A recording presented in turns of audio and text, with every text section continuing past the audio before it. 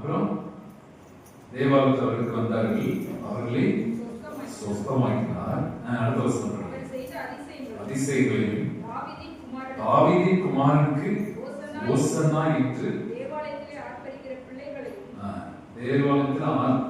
பிள்ளைகள். யாரு ஓசன்னா? தாவீது குமாரனுக்கு ஓசன்னான்னு சொன்னது யாரு? அந்த பிள்ளைகள் காணல என்ன செஞ்சிருந்தாரு?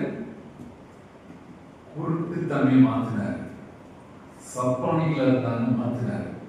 உங்களை மாத்திருக்காரு. எப்படி இருக்கோம்? நம்ம அக்கிரமத்தில் வரைக்கிற பாவத்தில் பாவம் தண்ணியா நம்ம பாவம் செய்யல, நம்ம பாட்டுக்கு வாழ்ந்துட்டு இருக்கல.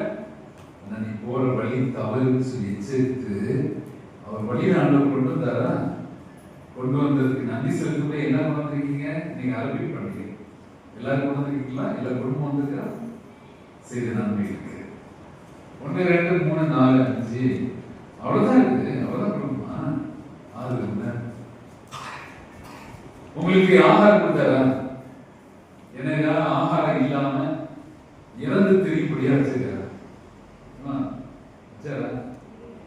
ஆகாரம் இல்லை அப்படின்னு சொல்லி வச்சாரா?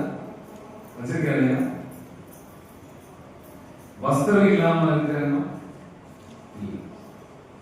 இல்லையா? அவ்வளோ நம்பி இஸ்ரவேல் ஜனங்களை 40 வருடங்கள் வனாந்தரத்தில் நடத்தினார். உபாகம புஸ்தகத்தில் பழைய ஏற்பாடு திரும்ப வாசிக்கிறதெல்லாம் அது பார்க்கலாம். அவர்கள் கால்கள் நீங்கவில்லை, அவருடைய வஸ்திரம் பழையதாய் போகவில்லை. இப்ப ஓசனாச்சு யாருக்கு? யாரு? குருடர்கள் குணமான, சப்பானி குணமான. அவங்க நம்ம கருதுனாங்க. சும்மா கத்துன்னு சொல்லிலாம் அங்க சொல்லல. அது கட்சி கூட்டம் கிடையாது. யாரும் சொல்லல. இயேசு கிறிஸ்துவ பெத்தகே பெத்தானியாவில நீங்க தியானிச்சிருக்கீங்க. குருத்தோல் ஞாயிறு தான் தியானிச்சிருக்கீங்க. சரியா? வந்தாங்க. அவர் கழுதை குடுத்துருச்சுன்னா கழுதை குத்தி கொடுத்தாங்க. அவரு வஸ்திரத்தெல்லாம் போட்டாங்க. அப்புறம் வழியிலாம் வஸ்திரம் தரிச்சாங்க, வஸ்திரத்தை வச்சாங்க. ஒண்ணும் இல்லாதவங்க என்ன பண்ணாங்க? நேரம் மரத்துல ஏறினாங்க, மரக்கிளையில் தரித்தார்கள், போட்டாங்க. அதுல ஆண்டவருக்காக செயல்படாத ஒருத்தர் கூட கிடையாது.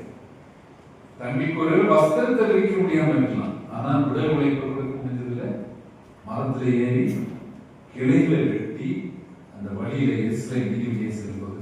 அப்போ தங்களுடைய உடல் உழைப்புள்ளாலையும் தங்களுடைய சரீரத்தில் ஆண்டவர் செய்த நன்மைகள், ஆகாரம், வஸ்திரம், உறைவிடம்,